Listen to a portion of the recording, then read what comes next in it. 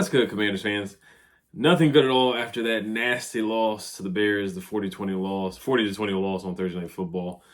We did get some news, a lot of news dumps today, some unfortunate news. Darrick Forrest is being placed on injured reserve, and so is Jeremy Reaves. And then Josina Anderson came up with an interesting tweet talking about some sources that she got from Josh Harris. But before we do get into some of the news dump and some of the signings that they made today from the practice squad, today's episode is brought to you by Critical Peak Services. Make sure you guys check them out. They do electrical work, 24/7 emergency electrical services as well.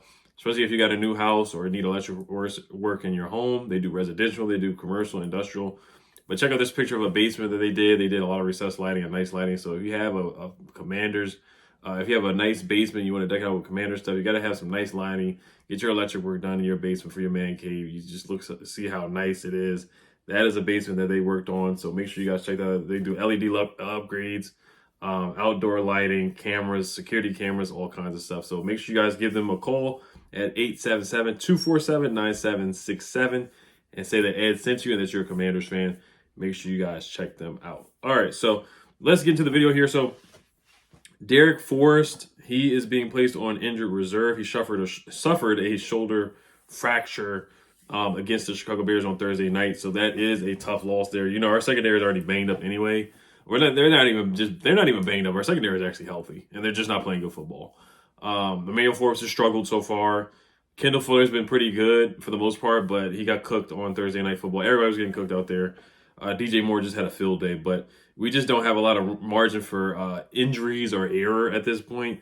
And other guys are gonna have to step up. You know, Ron Rivera said Quan Martin and Percy Butler are gonna have to get playing time. They're gonna get playing time. There's just no way around it. Percy Butler, he's been up and down. He did get cooked by Marvin Mims in that one game. Everybody's getting cooked by Marvin Mims. Quan Martin hasn't even received a snap. Now, he struggled in preseason as well. But, you know, your second round pick, he just has to get some playing time sooner or later. It's just unfortunate that the only reason he's going to get playing time is because Darrick Forrest is out. But it's time for him to step up, man. Struggled in the preseason. He did get an interception, but he got beat by second and third string guys. Kind of looked out of place.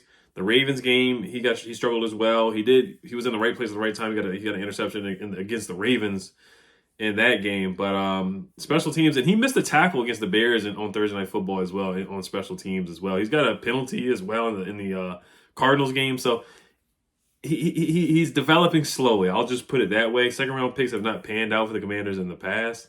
But I know they're throwing a lot of stuff at him as a safety. He's a hybrid guy. He can play nickel. He can play outside. He can play free safety as well at Illinois. He played multiple positions. They love his positional flex. So let's see what the young guy can do. Give him some snaps and see what he can do out there. Just make sure he doesn't try to go for an interception and whiff like Emmanuel Forbes did and Kendall Fuller did on Thursday Night Football. But he's got to tackle too. That's one thing. We have not been tackling well. We have given up a lot of yak. So that's one thing I'm looking for from Percy Butler and Quan Martin. It's just wrap guys up. Don't go for the interception. Wrap guys up and tackle. All right, so Jeremy Reaves, that's a big loss on special teams. He is an all-pro Revo. We're going to be missing him for sure on special teams. Quan Martin's a special teams guy, so he has to step up on special teams as well. All right, other signings that we made, former Bowie State defensive lineman Josh Pryor. They signed him to the practice squad. They signed safety Joshua Kalu to their practice squad as well. He was on the training camp roster. I want to say he played in a preseason game as well. And they signed safety Terrell Burgess to the active roster. So you get some safety depth there for sure. So let's talk about Josina Anderson here, man. This was a really interesting tweet that she had. I'm not going to read the whole thing. It's a pretty long written tweet. It's basically like an essay, it looks like, almost like a 500-word essay. She said, with the Commanders coming off a 40-20 loss last week to the Bears on Thursday Night Football, I'm told as of today, managing partner Josh Harris's perspective is to continue to allow things to play out when it comes to potential staff decisions at this time, per source. I don't agree with that, but I wouldn't have fired Ron after this game. Jack Del Rio definitely should be on the hot seat. We know how Ron is. Ron's not going to fire his guys. He's just not going to do it. It has to be something very drastic, or players really voicing their frustration for Ron to do it, or it usually has to be at the end of the season or before the season starts. If he fired Scott Turner after the season, then he fired the defensive line coach. Can't remember his name, but he fired him before the season started. Josina Anderson also says, I'm told one of Harris's biggest concerns now, though, is the impact of an emotional national loss may have on ticket sales. So I mean, it's typical for owners to be upset about ticket sales. I'm not surprised. It's a business, you know, it's about making money. So it is what it is on that part, which always has to be taken into account too. Separately, when it comes to any decisions on defensive coordinator, there's an internal impression that Ron Rivera would prefer to allow things to play out. So he's not going to fire Jack Del Rio. He's just not going to do it unless we lose 4 games in a row. And if we lose 4 games in a row, then Ron Rivera is going to be fired. I don't think Josh Harris is going to play around that. You know, Josh Harris, he had to fire Doc Rivers, so he's fired a lot of big name coaches before. So I don't think he has any problems firing Ron Rivera. Ron Rivera's relationship with Jack Del Rio goes back a while as well. My understanding overall is that Harris does welcome consult from other owners and also understands that early searches can be beneficial if he elects to go that route, but moves like that customarily occur closer to the beginning of the coaching carousel. Now, while I'm told some of the other limited partners have their own thoughts, and you can read between the lines there, we'll see how things settle as the season evolves. There is still time for better results, but the clock is ticking. So I think Magic Johnson is the guy upset. I think she talked to Magic Johnson on this. That's just my opinion, my speculation. Magic Johnson, you saw the tweet that he tweeted out. He said they were underprepared. They were not ready to play. So if you get losses like this, Magic Johnson is going to tweet out the generic tweet saying that the guys were not ready to play. They didn't show effort. They didn't show heart.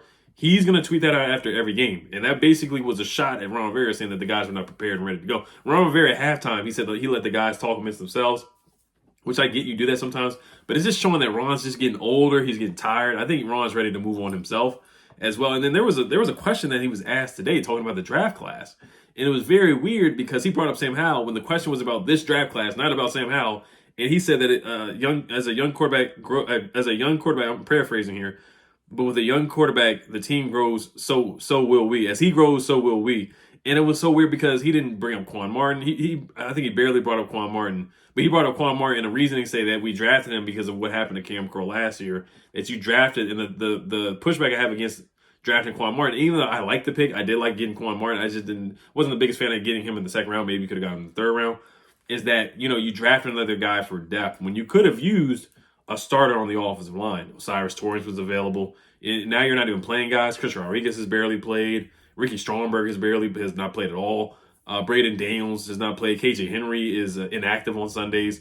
So this draft class, it just has not looked great at all. And his answer is saying that, you know, because we drafted Sam, it takes time to grow. So that was a weird answer from Ron Rivera. When Sam Howell was in the draft class last year, he didn't really answer the question at all. So just some odd statements from Ron Rivera there. And then lastly, I'll give Chase Young some credit here. Most pressures in the NFL right now, Chase Young is tied for third, and he has 81 less pass rush snaps than Aiden Hutchinson. Aiden Hutchinson is first with 35. Micah Parsons with 29, Nick Bosa with 27, Max Crosby with 27, Chase Young with 27 pressures as well. So Chase Young's playing good football. He's pressuring the quarterback. He's getting back there. He's getting in the backfield. I just want to see him finish plays a little bit more, but he has played pretty well. He's played solid football so far. And I loved watching the Cowboys getting blown out last night. That was hilarious, losing 40-12. But we got to worry about our own mess.